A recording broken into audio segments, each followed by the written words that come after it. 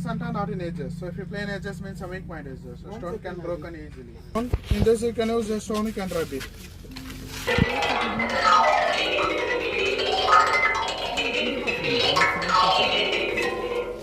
In this instrument, you can rub it on the stone. Don't hit it on the stone. Another one is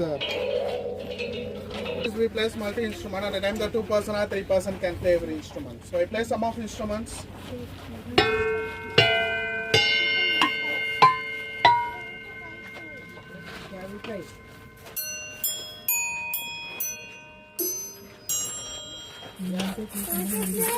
Wait, we'll play later.